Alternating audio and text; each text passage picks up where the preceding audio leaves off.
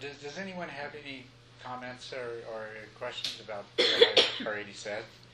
It was pretty basic and introductory, right? Are you plugged in?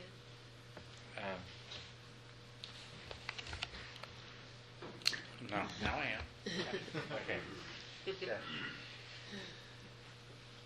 No comments? Okay. Oh, yes. Okay, good.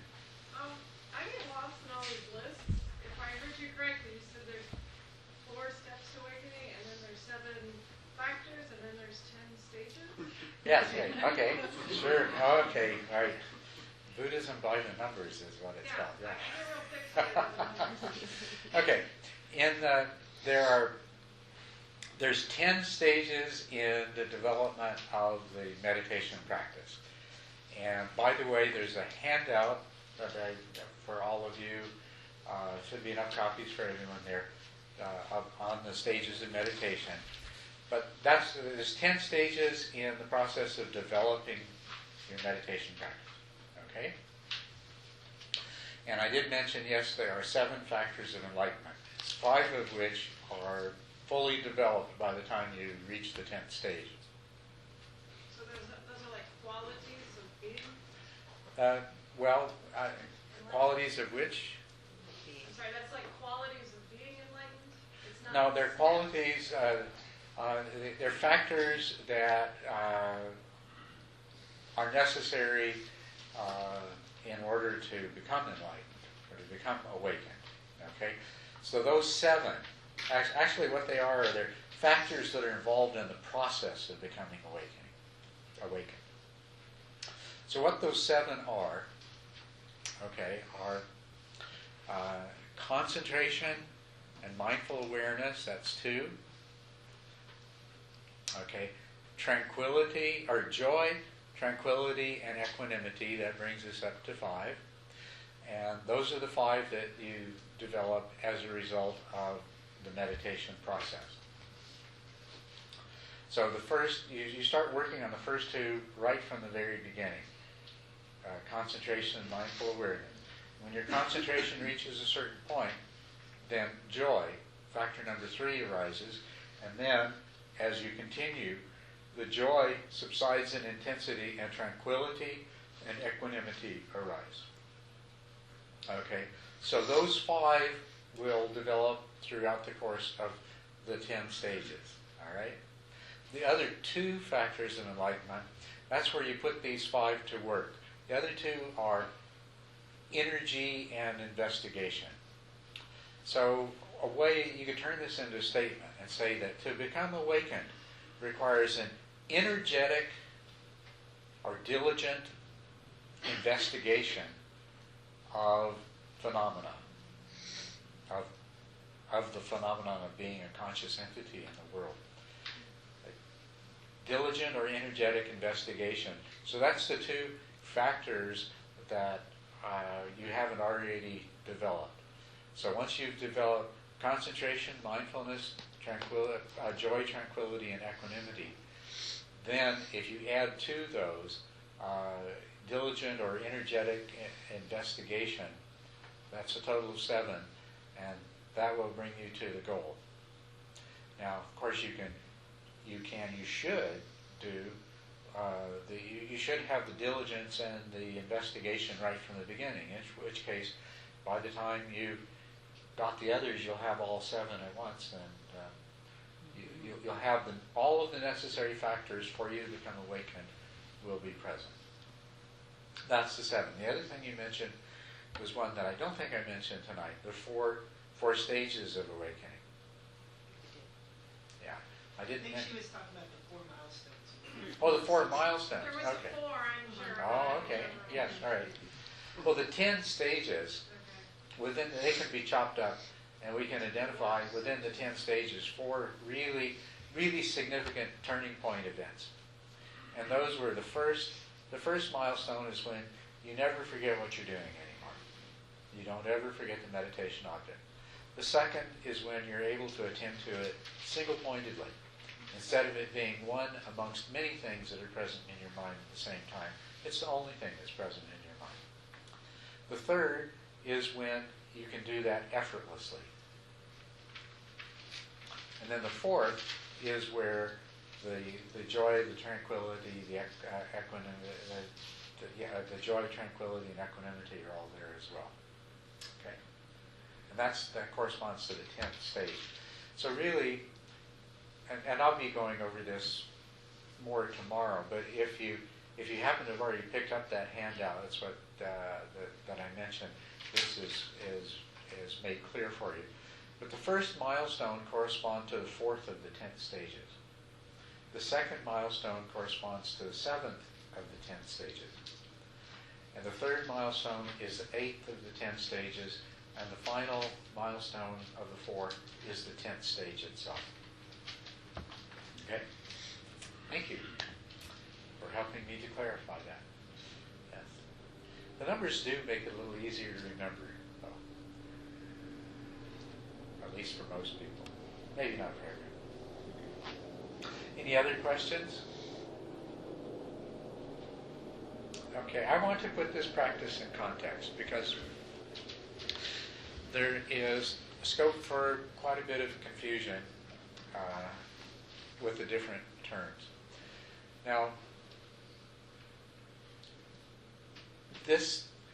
you may have heard that there's different kinds of meditation. And there actually aren't different generic kinds of meditation, at least within the kinds of things that we're talking about. If you were to include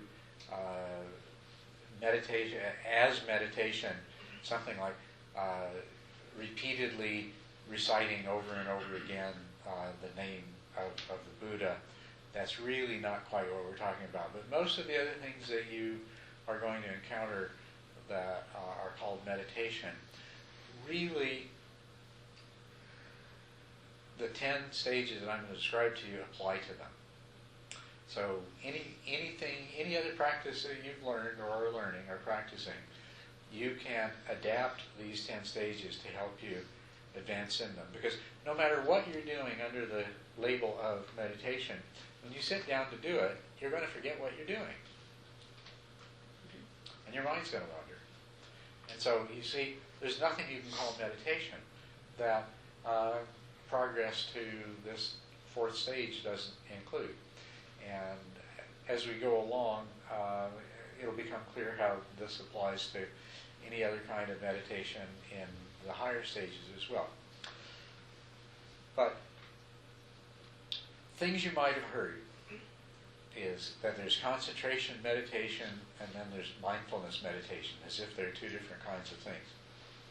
That's absolutely not true. Concentration and mindfulness go together.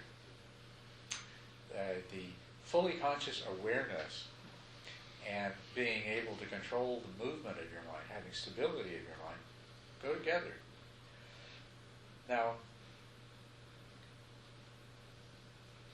and the words you might have heard, concentration, the word for concentration in Sanskrit and also in Pali, which was the language of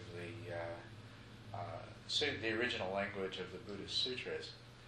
In both Sanskrit and Pali, the word used for concentration is samadhi.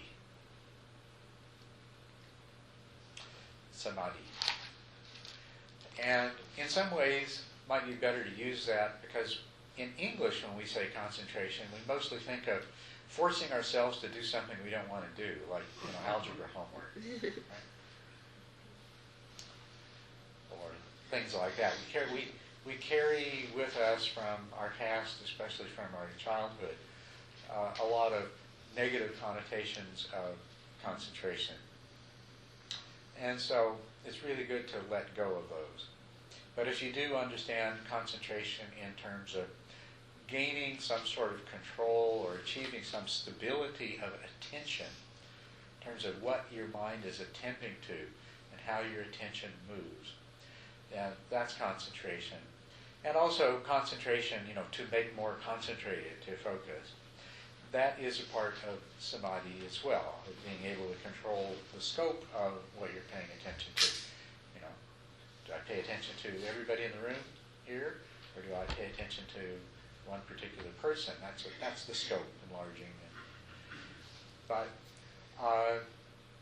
it would be a mistake to think that concentration means that you're only narrowly focused, because concentration, in the sense that we're using it in meditation or samadhi, means control over. It means that control's not even such a good. It's that the scope of your attention is in response to your intention.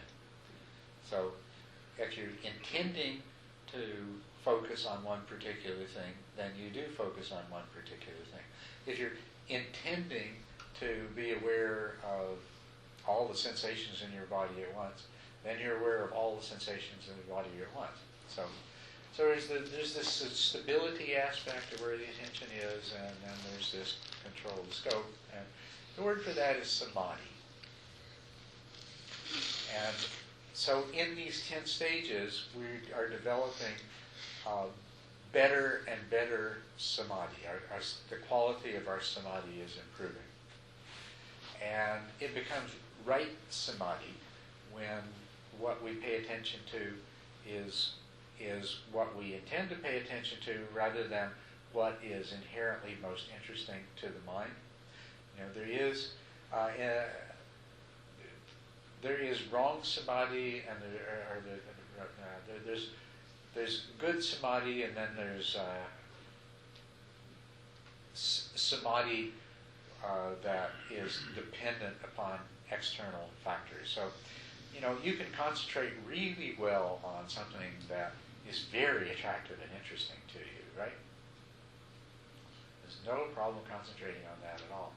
And there's also a quote from someone or other that there's nothing like your impending death to concentrate the mind. So you can become very focused on something that is dangerous to you as well.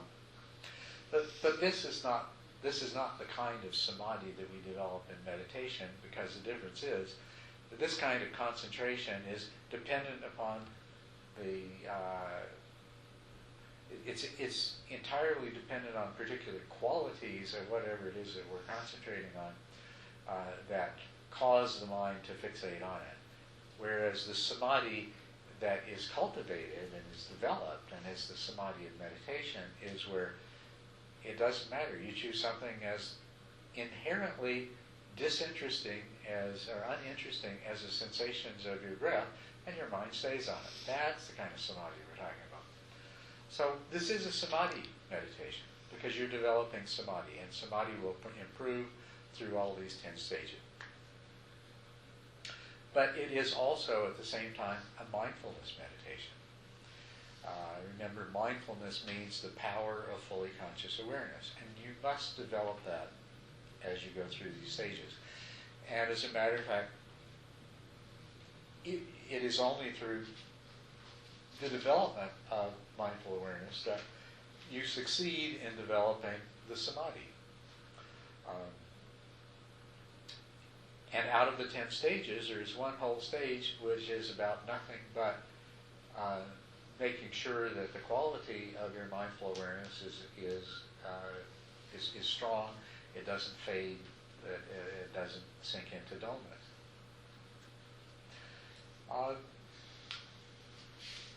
Mindfulness is also known by the name sati, and that's the similar word in Sanskrit. Sati is the Pali word. But samadhi meditation and sati meditation, or concentration meditation and mindfulness meditation, are not two different kinds of meditation. They are one and the same kind. Okay? So, is anybody under a different impression, or you heard something different, or read it? Yes? You have? Not that they're categorically different, but that the way they're taught is different. I can't remember who it was, it might have been Blake, but talking about how Gil Fronsdale teaches concentration, where it's just like this brute force kind of concentration. You stick to the breath however you can, and mindfulness isn't as much a factor, but that may not be true, and it may be smearing his name. So. But that's just something I heard as a way to teach concentration with some practices. Well, there are different ways ways of teaching meditation, and they may sometimes present themselves as creating this kind of distinction. But I want you to see into this a little more deeply and recognize that no such distinction is really possible, because now brute force concentration is just a way of developing concentration. But I'll tell you what happens with absolutely any way of developing concentration if you don't develop mindful awareness at the same time, is that when either the kind of techniques that I'm going to teach you, well, I've been teaching you for a while, you already know, but anyway, the kind of techniques that are in the method we're talking about here, or brute force trying to make your mind concentrate on something, as soon as your mind stops moving around as much, what's going to happen is dullness is going to develop. And dullness is the opposite of mindfulness. You know, conscious awareness and less conscious awareness, mindfulness and dullness. Fully conscious awareness, that's as much mindfulness as your mind's capable of generating, at least the way it is in the form that it is right now. And dullness, if dullness becomes strong enough, you fall asleep. But if you don't develop mindful awareness, what will happen as you start to develop concentration is you will enter into a strong state of dullness. And it'll either put you to sleep, or you might develop a skill at sitting there in dullness. And you don't even really know what you're paying attention to anymore. You're just half conscious, you're just semi-conscious. It's not the kind of meditation we're talking about. The only way that you can accomplish the kind of meditation that we're talking about is develop mindful awareness at the same time.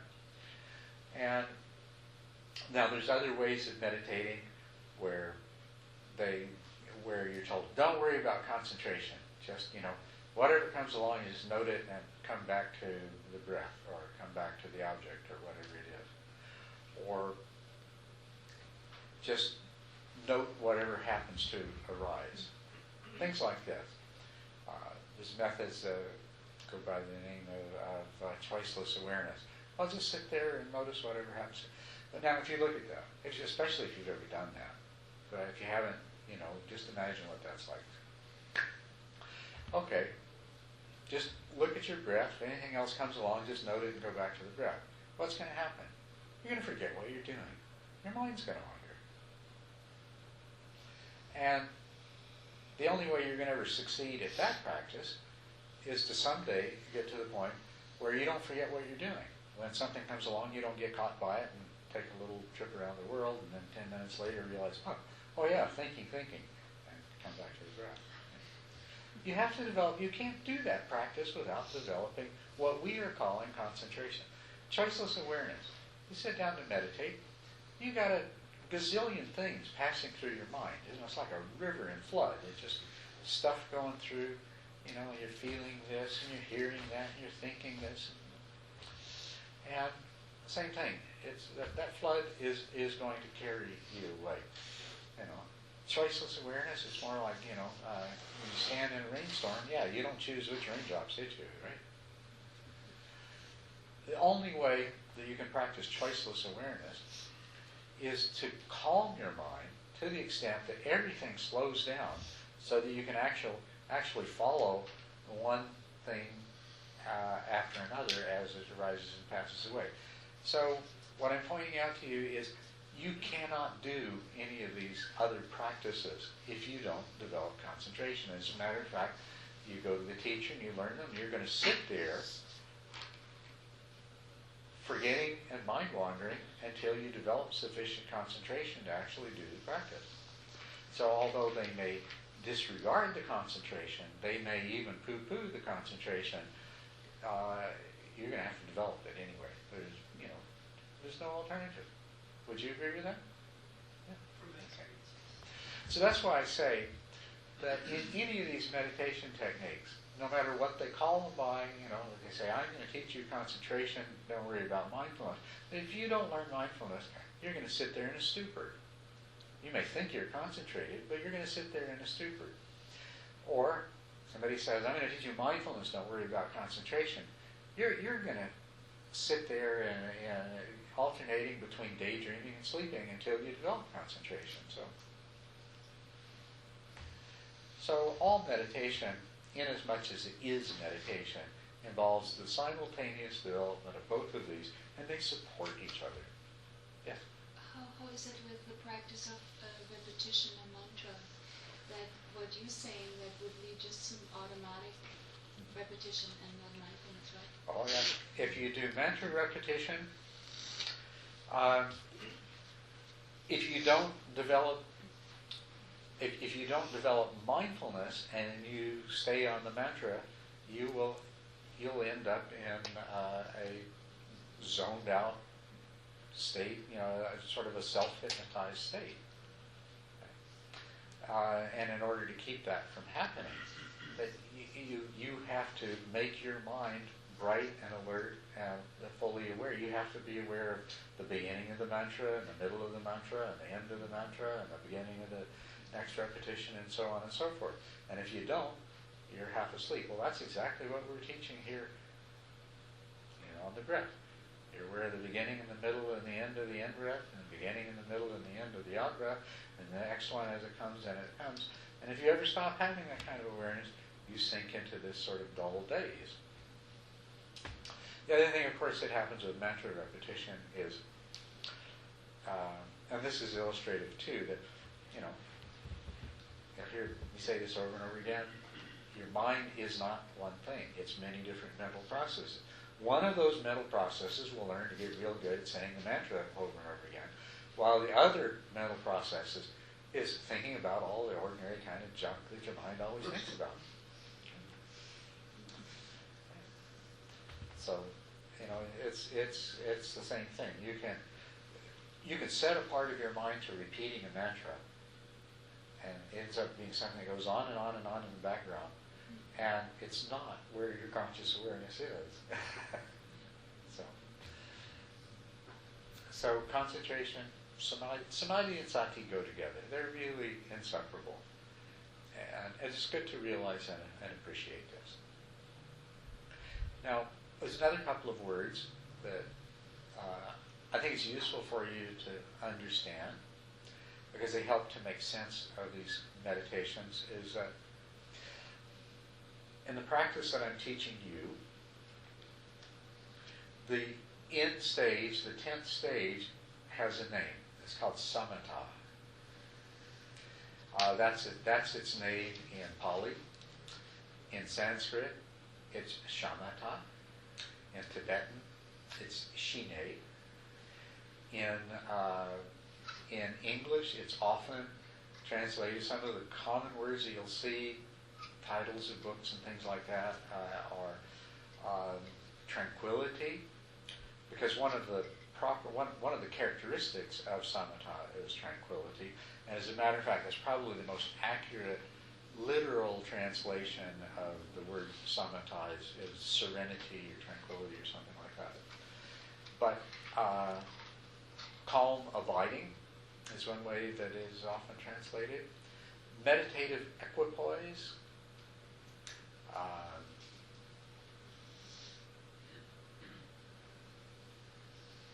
don't know, maybe some of the others, if you can think of some of the other English names we have for it.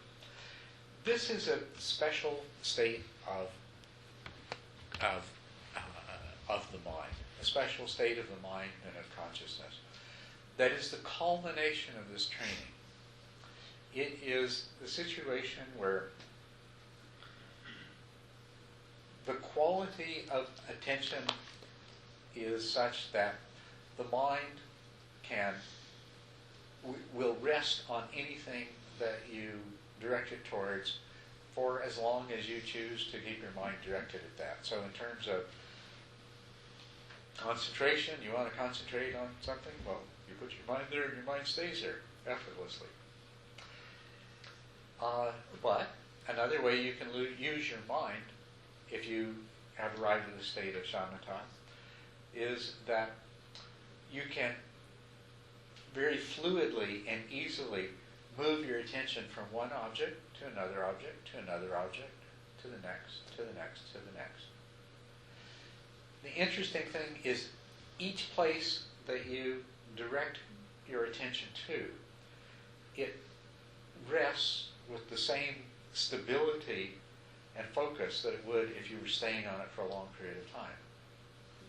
That for however long it stays there, whether it's short or long, it has the same quality of stability and fully conscious awareness of whatever you're observing.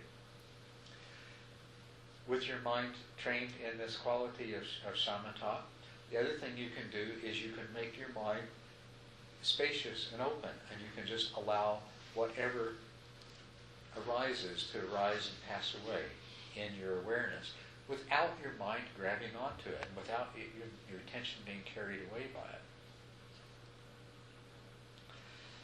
You can influence the quality of this mindful awareness. If you make it open and spacious, you can relax and let various things come and go. Sensations, thoughts, this, that, and you can just watch them come and go. Or the other thing that you can do is you can just let the mind be completely at rest and stop doing things. You have this quality of the mind. The way the Buddha described it, he said the mind is malleable and wieldy. Something is malleable if you can shape it to your purpose. And you can see how the attention is malleable. And as I said, it's also wieldy. You can move it easily from one thing to another. An example of an application of this quality of malleability and wieldiness of the mind is that you can watch the whole process of what happens in your mind as a sensation arises and you are aware of the sensation. Then you are aware of whether your mind interprets it as pleasant or unpleasant. And then you're aware of the label that your mind puts on it. It says, this is whatever it is. And then you can be aware of your mind's reaction to that it likes it or doesn't like it, wants more of it or doesn't want more of it, so on and so forth. This is just one example of the way you can apply these qualities of a mind that is malleable and wieldy. And of course, in this is very powerful mindful awareness. In this process, whether the mind's at rest, even in the mind's at rest and there's almost nothing happening, you're fully alert. You are totally, completely present with the nothing happening, the happenness of nothing happening. Anything that happens to arise and pass away within the field of your awareness, you are fully and completely aware of it. So aware that you can trace it from its beginning to its end. So you have a powerful mindful awareness. Samatha is the state of mind where you have this kind of malleability and wieldiness of the mind in terms of concentration and mindful awareness. It is a mind that is, we've gone through the stages in the 8th and 9th stages before we get to the 10th stage, final stage, where very strong feelings of joy and pleasure arose. And they were exciting, but we let them be, and so then they calmed down. But the mind now is colored in a particular way that we would call the state of joy. That there is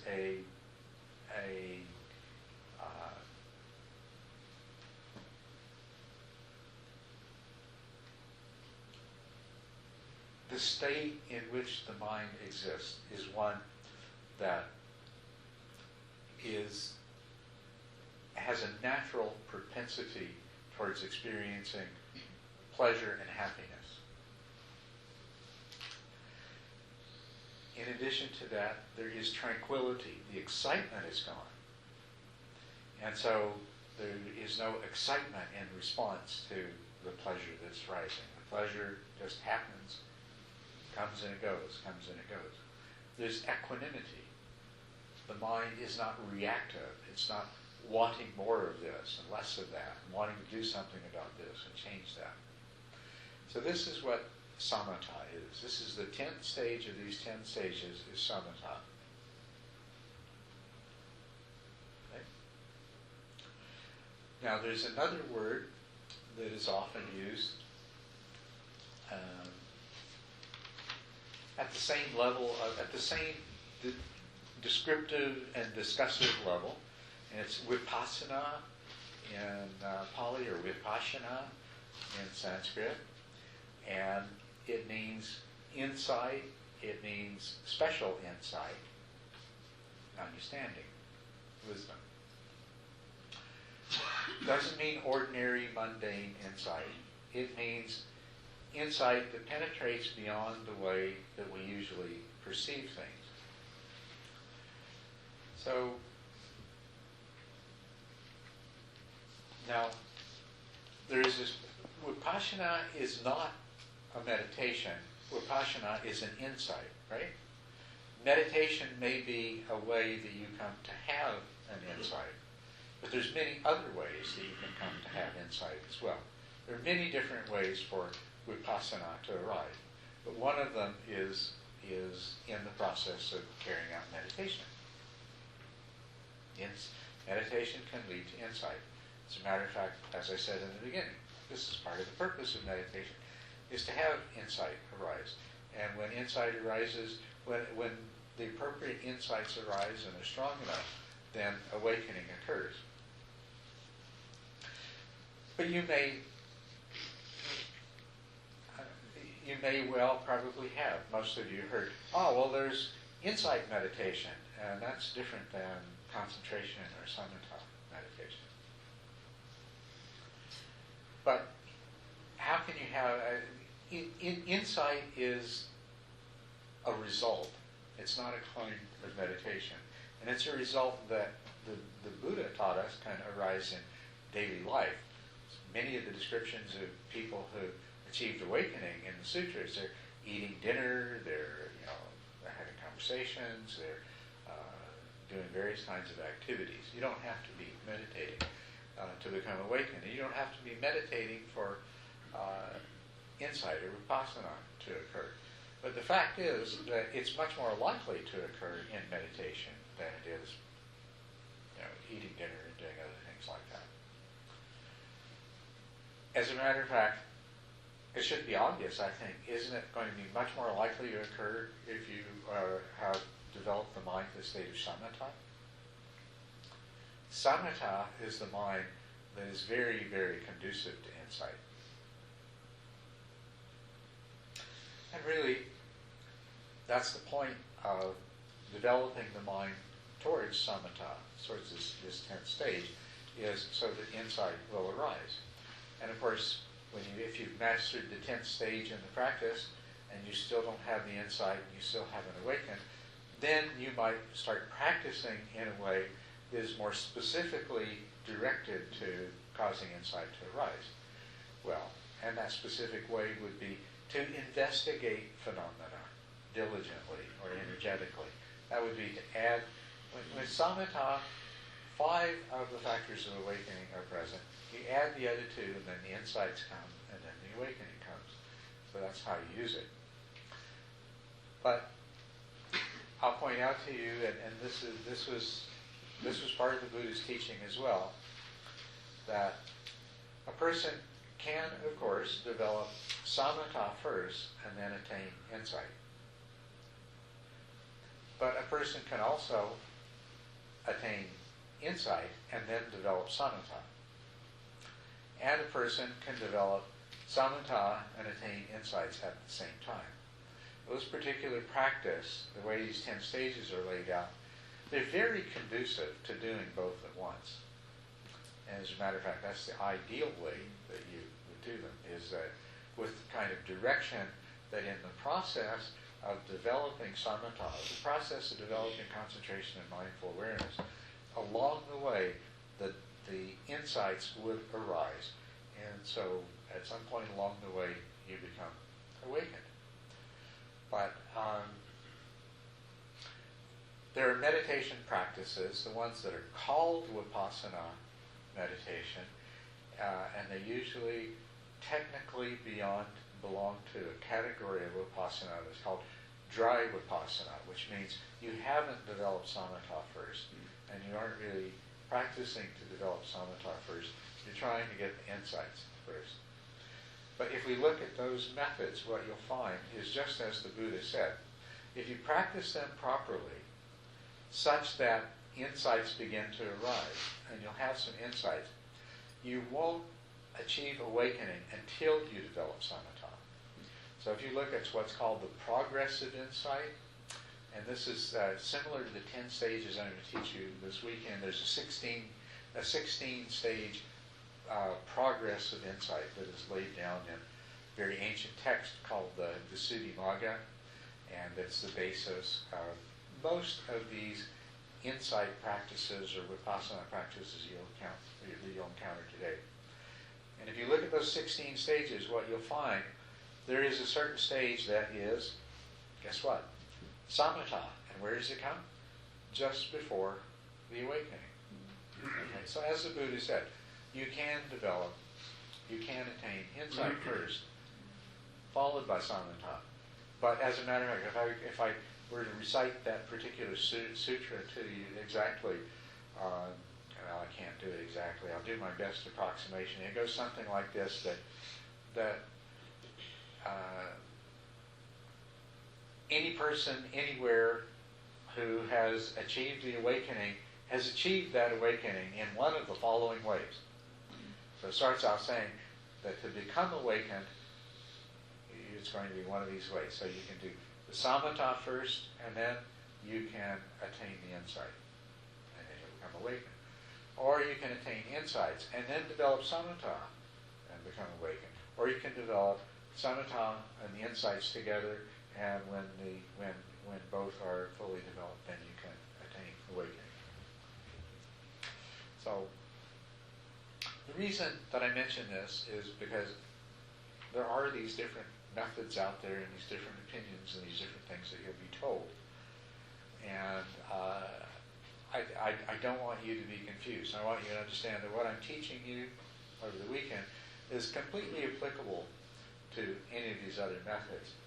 And I also want to give you a little broader range of vision of understanding of how they work together. Mindfulness meditation is just meditation where maybe you're focusing on mindfulness and letting the concentration take care of itself. But they can't develop one without the other. Concentration meditation, that may be one where all of the emphasis is on concentration, but if it doesn't include mindfulness, it's going to lead you into a dead end of sitting in a stupor. Samatha and Vipassana, likewise. Samatha is the culmination of the development of these mental faculties, 5 of which are essential factors for awakening. And samatha is going to have to be eventually where you get to in your practice. Vipassana is a kind of fruit that you obtain through the practice of mindfulness and concentration. And you can attain it early or late, or in whatever order and bits and pieces that you might. But it's when you have the samatha and the vipassana together that the awakening occurs. And this is, the union of samatha and vipassana. It's one way that this is described, this necessary coming together. The union of calm abiding and insight is another way it's described. So in our English translation out of the various Buddhist traditions, we have the language that helps us to understand these things. Now, do you see the context? What we're going to learn? Yes? When I was originally taught Vipassana, it included the concentration as the first part, or at least the first ingredient. Okay. So is it no longer accurate to say that Vipassana, that we can call what we're doing with your teaching is Vipassana? The teaching you're referred to, that's the method of Uba-Ken that's taught by Goenka and those people. So is that correct? I was taught at IMS and Cambridge. But okay. Concentration was always a key part of it. Yeah. As a matter of fact, I thought it was something was lacking for many years. As the years went on, people seemed to go into the insight part and not do the concentration. Yeah. So what do you call the method that you're teaching us now? Okay, so, well, what I was going to say, Ubaken is now dead, but Goenka is carrying on his tradition. In that method, they do recognize that concentration is as much a part of it as anything else. But also at IMS, and there's other teachers who, this is not something that, it's not been a secret or anything. So it's wonderful that you encountered a teacher or did a retreat with somebody who recognized that it's helpful to spend some time working on concentration itself first. So that is an important and valuable thing to do. What was your question exactly? You said something about... What do you call this practice that we're doing?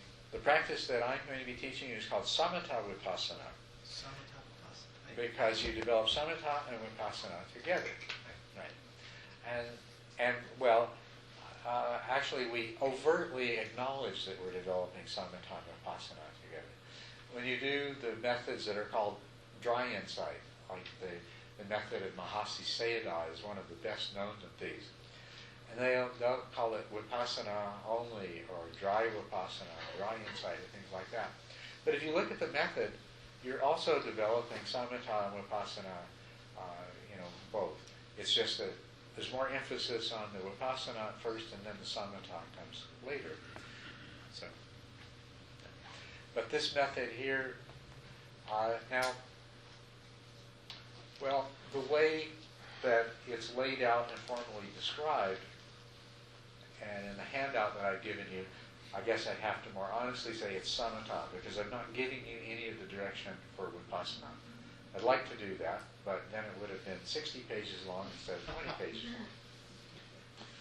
And I'd like to include as much of that as I can in this weekend. But actually my intention is to do another weekend teaching in January that builds on this one, where we talk about the insight, the Vipassana part of the process, put the focus on that, with sort of the assumption that everybody has some familiarity with the 10 stages themselves. But in the ideal circumstance, we'd be teaching the Samatha and Vipassana aspects of this simultaneously from the very beginning with equal emphasis on it, and then we'd call it Samatha Vipassana. That was a good question. Thank you. So, other questions? And have I succeeded in putting this into perspective for you? I know some of you are following Tibetan traditions, and so I'll just point out some things in this. In the Mahamudra, which is a very wonderful, very powerful and high teaching and method, that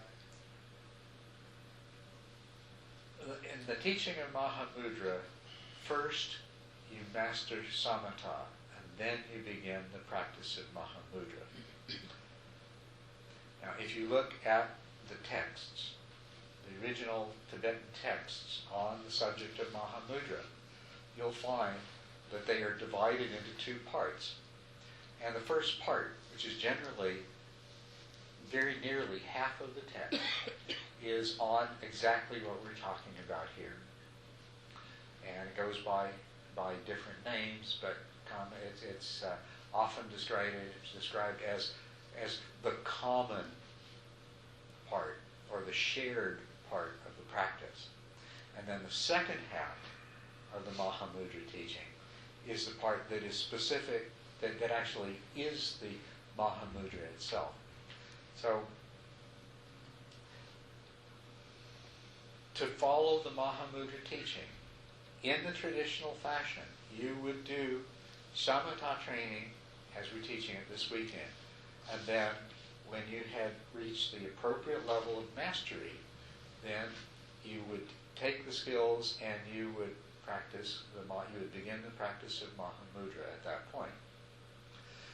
Now, it is possible in this 10-stage process that you don't actually have to wait until you mastered the 10th stage to take up the practice of Mahamudra. The Mahamudra practice involves what I mentioned, the open and space-like awareness of allowing whatever arises to arise and pass away without your mind attaching to it in any way. And that's very, very easy to do if you've attained to the 10th stage of the practice. But you can, by the time you have achieved effortlessness, but not before, by the time you've achieved effortlessness of concentration, you can begin to do the Mahamudra practice. So that's how the practice I'm teaching fits in with the Tibetan Mahamudra. Okay, if you want to do Mahamudra, then use this. It's based on Kamalasila's 9 stages. And when you get to the stage of effortless concentration, then you can practice developing the open space-like awareness and begin to follow the specific Mahamudra instructions. Now, if you continue to refine your concentration through to the 10th stage of samatha, you'll find it easier and you'll enjoy success more quickly. Likewise, I am not trained in Tantra. Well, I've received some initiations, but I won't pretend to know very much about it. But I am familiar with the traditional Tibetan teachings on Tantra. And although Tantra includes its own training for samatha, what is very clearly is that you cannot practice Tantra with any effectiveness at all until you've achieved samatha. And my understanding of it here is that you really have to reach the 10th stage of the 10 stages I've laid out before you can really effectively practice Tantra. So in terms of context, not being expert on Tantra, that's my understanding. Okay. Anybody have anything that they would like to contribute to that? Anybody who's had more formal training in the Tibetan Tantric tradition? Yeah. Would you define Tantra, please? What's that? Would you define Tantra, please? Tantra is not one of those things that's very easily defined.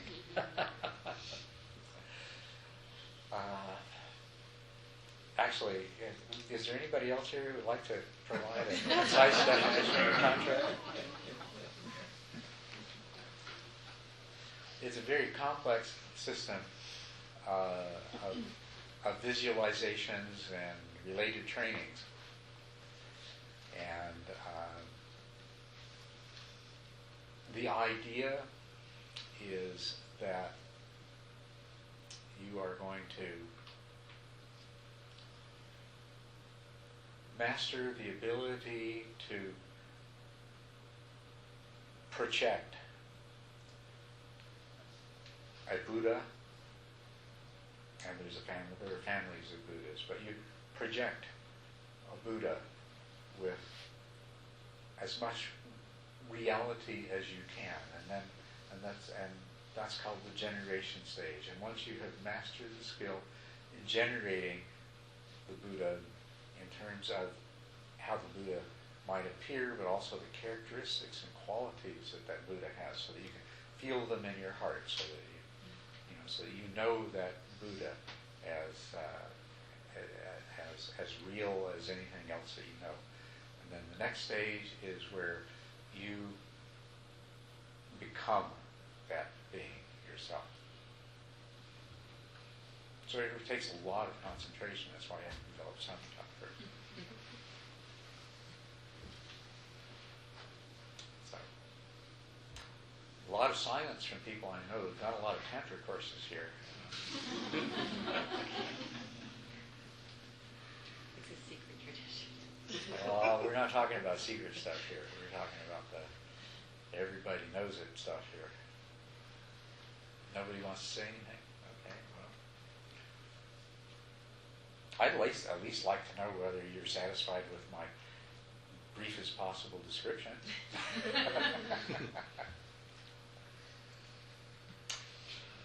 Nobody's going to say. Okay. Yeah. Is tantra the same thing as tantric sex? I'm sorry, I know that's a very Great question. Actually, there is a connection, but they're not the same thing. No, right? There is a connection. Usually, when somebody's referring to tantric sex, they're referring to a specific kind of tantra described in something like the Kama Sutra. And this is its practice of turning sex into a spiritual art form. And so in many ways it's closely related to the Tibetan Tantra, but it's not the same thing. Yes? At one of your Strongholds Sundays, there was a young man talking about Tantra practice, visualization, and I had the feeling you were warning him that it's just another concept, don't get caught in it. Can you say that a little bit more in relation to the Tantra practice in Tibet? Well, Tantra is regarded as a very dangerous practice.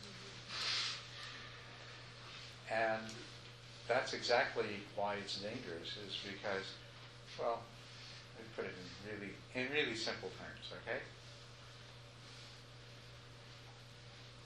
If you are going to teach yourself to believe that you are a Buddha, you better not be too greatly afflicted by pride, arrogance, conceit, so on and so forth. Otherwise, what are you going to be? You're going to be some sort of megalomaniac. You're going to be somebody who has delusions of grandeur, and your delusions are going to make you behave in very unwholesome ways, and they're not going to make you be an enlightened being at all. The first stage of enlightenment, it's called the path of seeing, or Dasana Marga in the Mahayana, where the Tantra tradition is found, involves the full realization that of the emptiness of self, that the idea of me, of selfness, of being this separate entity in which, from which conceit and all these other things can arise, is an illusion. That's the very first stage of enlightenment. The other thing that I have found, once again, not being a student of Tantra, but what it says in the translations of the Tibetan texts I've seen, is that you shouldn't really practice Tantra. Not only do you need shamatha, but you should have already attained the path of seeing. Because if you have not, then you are at this tremendous risk that you're going to end up being a deluded, psychotic, dangerous individual. So, yeah. I've heard some other people talk about the dangers of concentration and dangers of jhana. Can you describe Yes, that? one of the things that people often, usually people who don't have much knowledge or familiarity with concentration and jhana, is that, as I say, in concentration, when you get to the 8th stage, 8th, 9th, and 10th stages, there is a very strong joy and happiness that are bliss. Rapture and bliss is often how it's translated. And then if you enter the absorptions, that's what jhana means, is absorption. If you enter these absorptions where the concentration becomes even deeper, the rapture and bliss are experienced even more strongly. And so this has led to what I think is pretty much a myth, that, oh no, if you start experiencing rapture and bliss, then you'll become addicted to that, and that's all you'll ever want. And that's not true. If you've developed the kind of concentration that allows you to experience the meditative joy and the happiness, these are the terms I like, meditative joy and happiness. Those are the words that are usually translated as rapture and bliss. If you reach the point where you're going to experience those, then you've also reached the point where you're unlikely for more than temporarily, for more than a short period of time, to be seduced by them. And usually you'll have contact with a teacher that if they see that happening, will say, will point out to you that these are temporary states, and the fact is that if you think about the joy and pleasure that arise in meditation, they're more like they're like the effects that you could get from a drug. You get them, they last for a while, they wear off, and then you've got to go to a lot of trouble to get them again. And so, to be fooled in the long term into thinking that they are the goal of the path, and therefore to cease to continue in your training, would mean that you become addicted to them in the same way that maybe a person becomes addicted to alcohol or to some other drug. And I just simply find it hard to believe that people are susceptible that would succeed in meditating to getting to the stage where it's likely to be a problem. I've never seen it be a problem for anyone. But it sounds like it would be if you don't know too much about it. Say, oh, well, that'd be dangerous. You meditate and you get to this place where you're just sitting in blissful joy. Well, you're not going to want to do anything else. People, the first time they have those experiences, if they're not too well educated in what all this awakening, enlightenment stuff is about, it sometimes happens. They think, wow, this is it. I must be enlightened now. And that does happen. It's just that it doesn't last a long time. It becomes fairly quickly. It becomes obvious that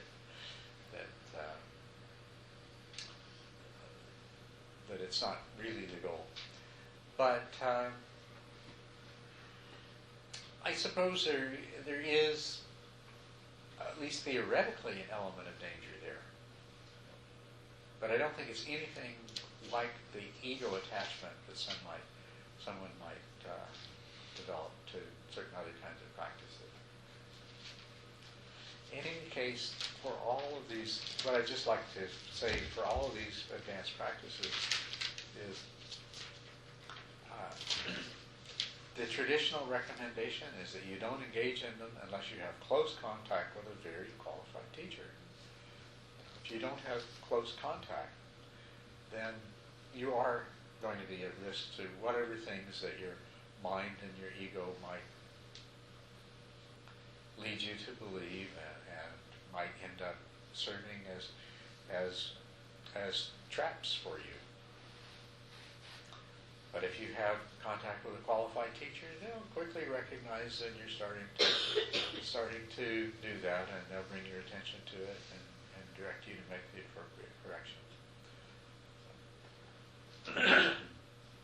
And I wasn't attempting to suggest that Tantra is, that there's anything at all wrong with Tantra.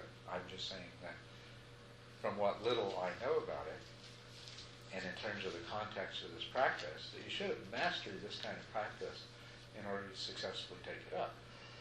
And I know some people here are contemplating going into long retreats in which they might do tantric practices. It would be very, very good for you to first, follow what the teachers of old have said. Achieve the samatha, that is the prerequisite, and of course, best of all is to achieve the union of vipassana and samatha that leads to awakening, so that you can carry out this practice with not only enormous possibility for success, but with minimal risk of making some sort of gross psychological misjudgment of who and what you are as a result of it. Which is another thing that I would like to just remind everybody of. this awakening that we're talking about, it is within your grasp. You can do it.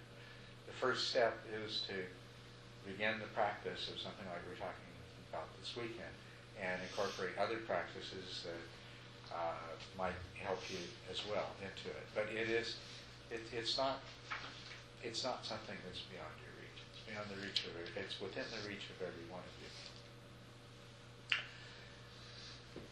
And in that connection, I'll point out something else too, that this awakening might not decide to wait until you mastered samatha, until you've done some vipassana practice. It can happen anytime. Enlightenment is an accident, and spiritual practices make us accident-prone. And so, until it happens, we just keep on making ourselves more and more accident-prone. So, you keep on, if it hasn't happened yet, eventually you'll get to the 10th stage of samatha. If it still hasn't happened, then you'll do some vipassana practices or some mahamudra practice or something like that until eventually the awakening will come. The awakening requires that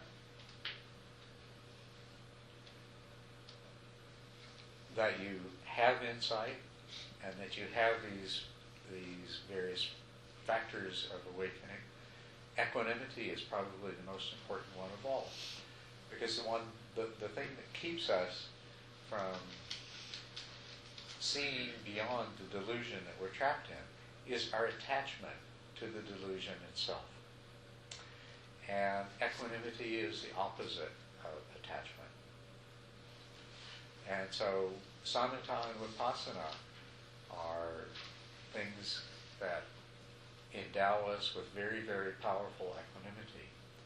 And they're what allow the mind to become less attached to its delusion, to its illusions, to its projections. And when the right combination of circumstances come together, then the illusion falls away and the realization of what has always been suddenly becomes manifest and produces permanent change in the person. So that's where we're heading.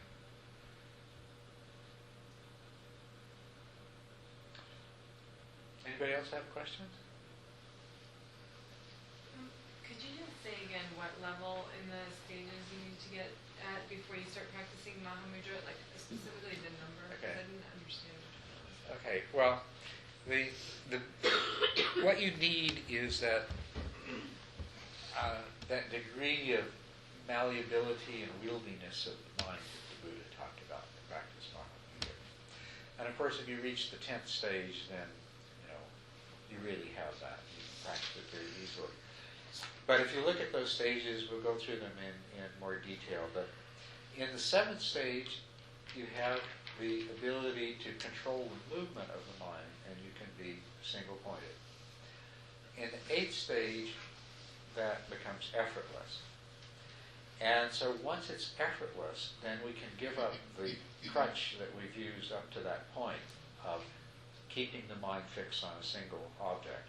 I shouldn't call it a crutch. It's a valuable, valuable tool. It's a wonderful tool that we've absolutely, it's helped us all the way. It's been very, very useful to keep the attention focused on a single object up to that point. But when we achieve the level of effortless concentration that corresponds to the 8th stage, then, if we want, we can begin to experimenting with these forms of mental stability that no longer rely on a fixed object. So you start practicing Mahamudra at the 8th stage.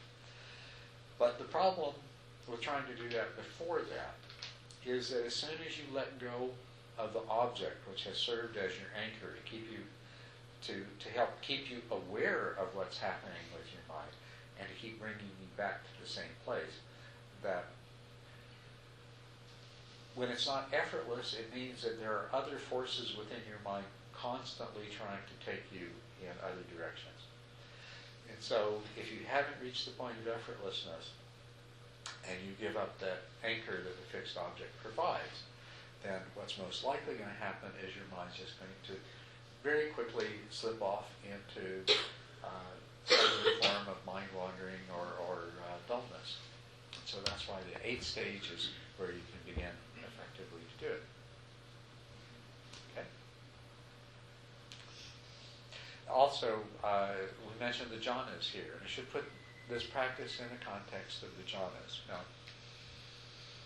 there are jhanas mean absorptions, where the mind is,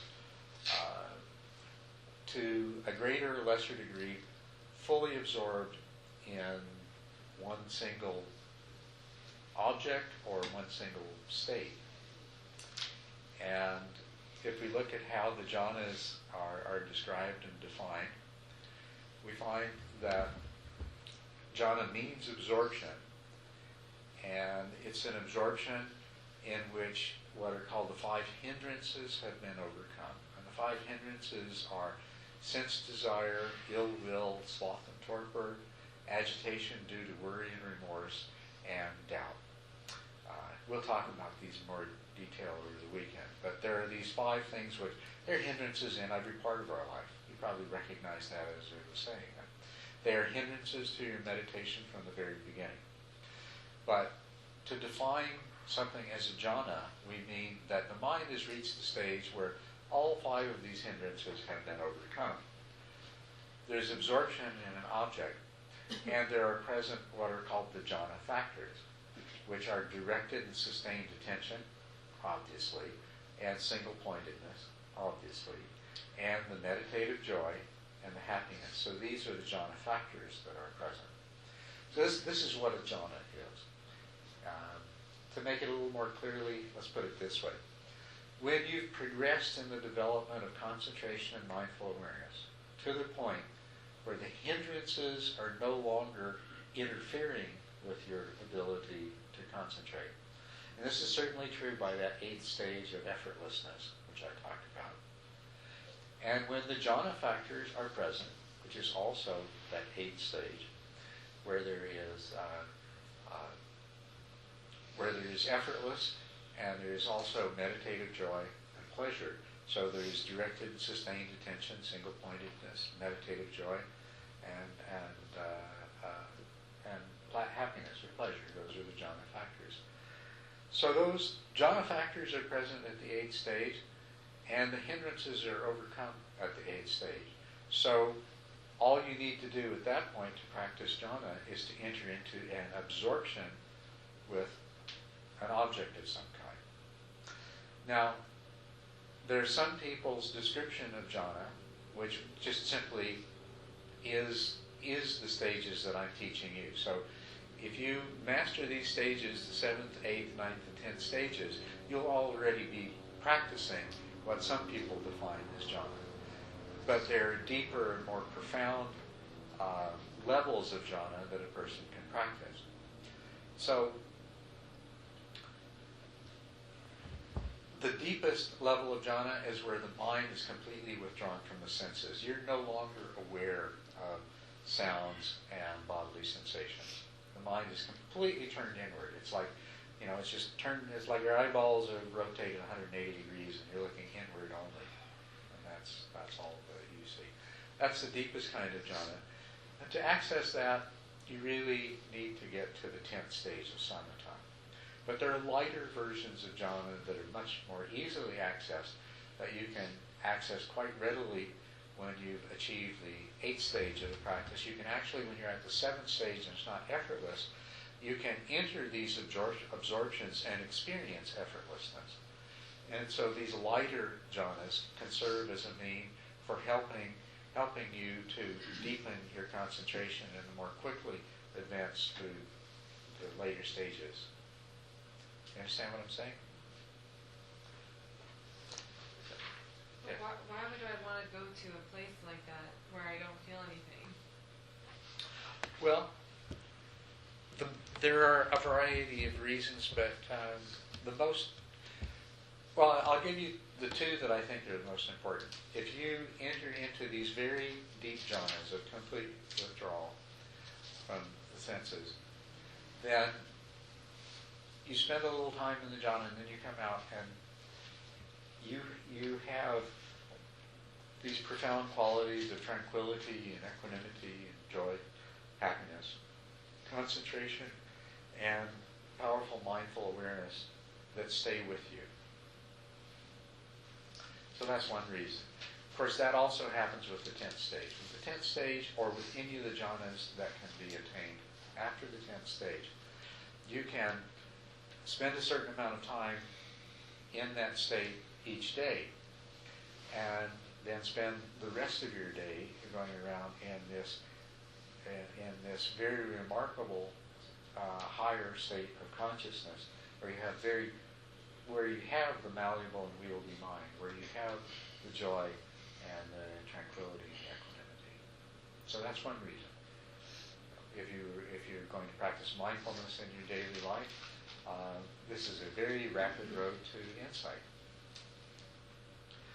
The other reason is that the jhana practice itself is a powerful insight practice. Without getting into the details of insight, when we come to a level of understanding and we're no longer attached to the sense realm, the material world, we still have a lot of attachment to our mind. It's the main source of our attachment is our mind and our mental process. The jhanas, and when I say jhanas, they're actually a sequence of 8 progressively more refined states of single-pointedness. And as you progress through them, they're like peeling away the layers of the mind, just like you're peeling away the layers of an onion. And as you enter and leave each jhana, if you are aware of what was present and what is now absent, what was absent and what is now present, then the nature of the mind itself becomes very, very clear. And so it's a kind of insight practice that leads to awakening. And there are a number of the Buddhist sutras that describe the way the jhanas can be used to achieve awakening. So the reason that a person would want to do it, that's the reason. It's a very powerful way to become enlightened.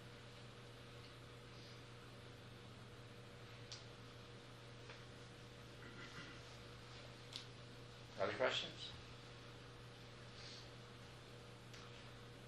Well, have I overloaded you here with too much information? No? Perfect. Good. Okay. So I do worry about that. I know at some point the brain's full and it just starts to overflow. So I'm glad that I didn't get to that point with you. So.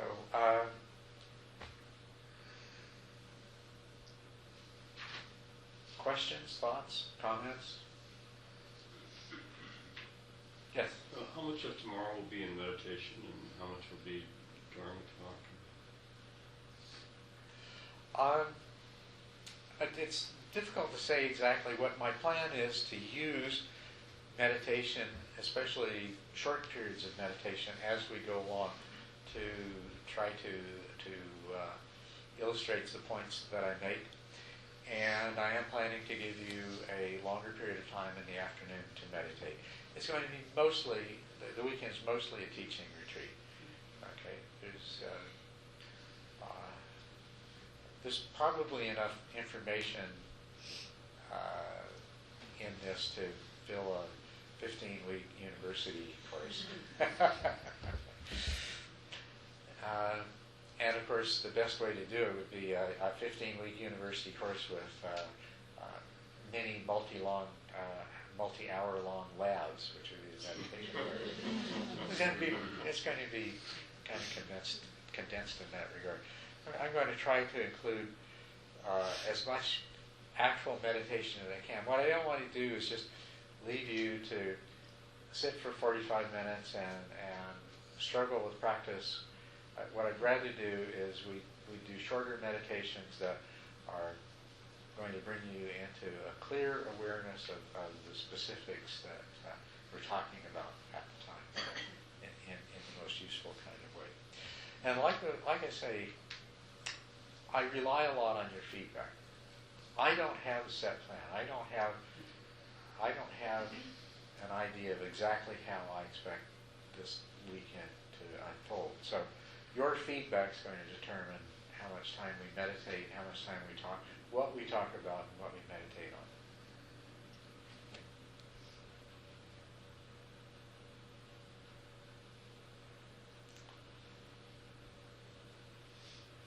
Other feedback or questions, comments?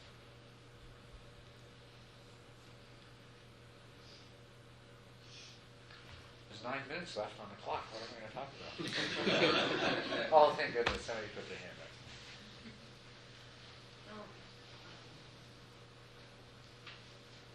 How you would be,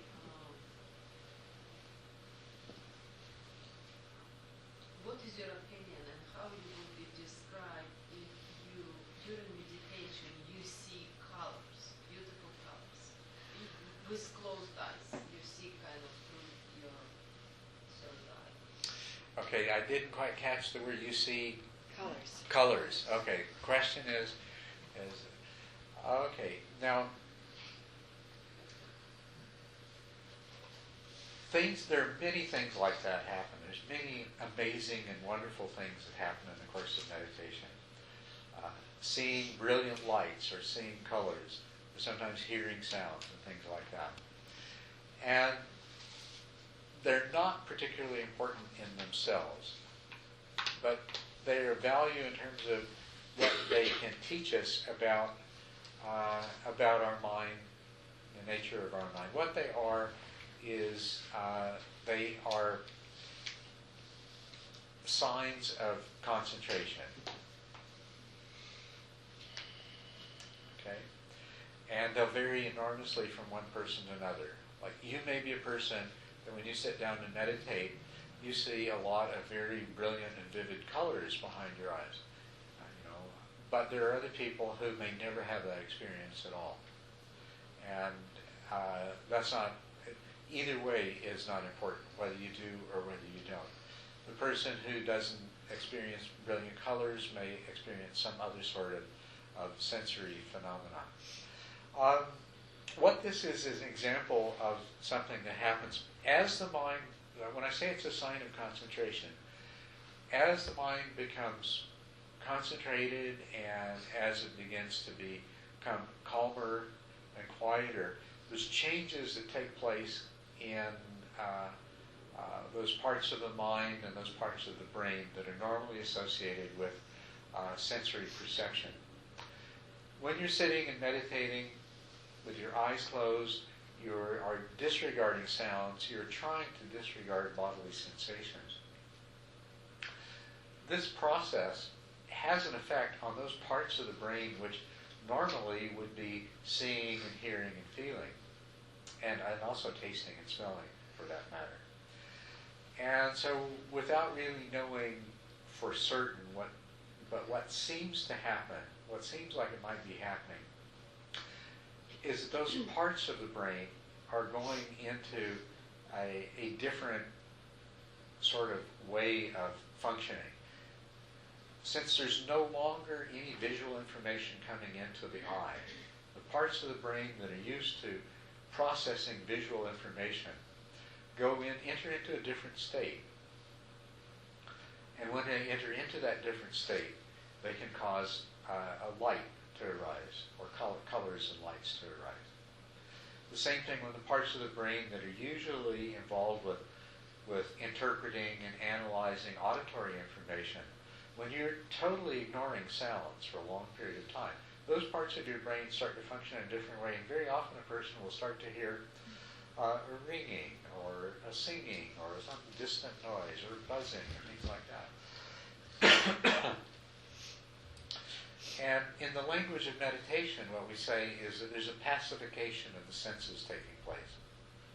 Instead of that part of your mind and that part of your brain doing what they normally do, capturing this sound or that sound and trying to decide what's important and thrusting some particular sound into conscious awareness, they quit doing that and they go into this passive state.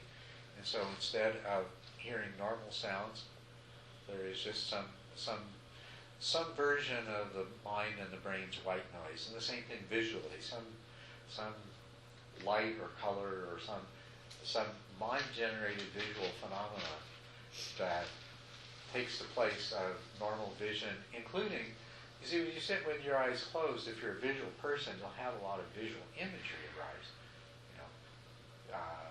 visual memories and visual imagination and things like that.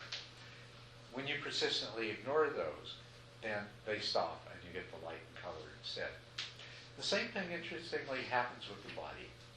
You're sitting there meditating, and there's the aches and itches and the pressure of your body against the cushion and things like that. And to a greater or lesser degree, they're sort of slipping in and out of your awareness. You're more or less aware of them at different times. And of course, some sensations are more irritating or painful than others, and they keep being thrust into your awareness. But in your practice, you keep disregarding them. You keep ignoring them. You keep coming back to your meditation object. And at some point, the part of your brain and mind that has been processing those sensations that are always there makes the same kind of shift. And what you find is, all of a sudden, and it usually is pretty sudden, maybe not like that, but at some point you'll become aware that, wow, I don't really feel any of those things anymore.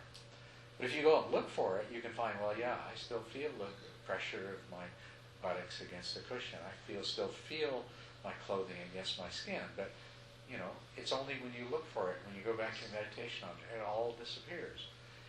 And your body has this, you still have an awareness and a feeling of your body, but it's no longer involves any of the usual sensations. And as your concentration deepens, it will become not only a tremendous stillness of the body, but it will become very pleasurable as well. So these are the various signs of deepening concentration, and they're described as pacification of the senses, because there's a tremendous advantage, on our journey towards samatha. There's a tremendous advantage when we're not constantly struggling against the intrusion of these different kinds of sensory information. Also, one more thing. A lot of times, if I meditate, can you hear? Lots of times if I meditate, a lot of times I feel like I'm leaning forward. Yes. And then I just hook up and I go sit again straight. Right. But is that normal, or I have to watch, or what is your opinion about that? It's very normal. There's two things. One, when you become concentrated, there can be a tendency to slump forward.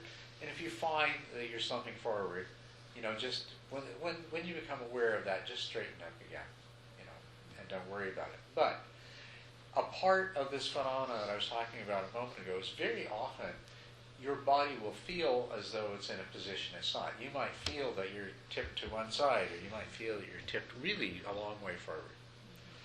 Yet when you direct your attention to that, and you begin to straighten up, you may feel like you're like this.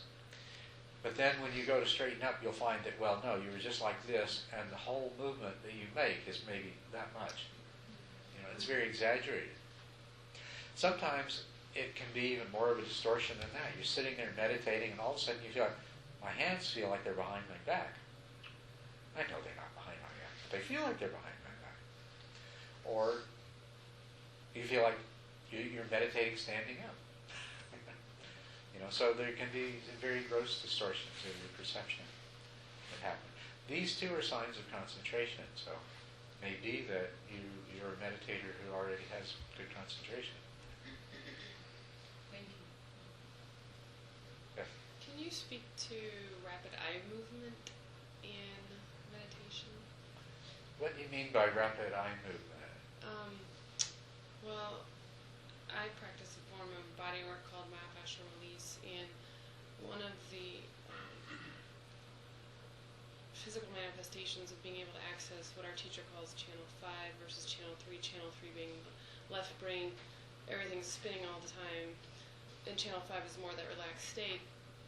One of the things that some people do experience is they move into rapid eye movement really quickly, and I do that too.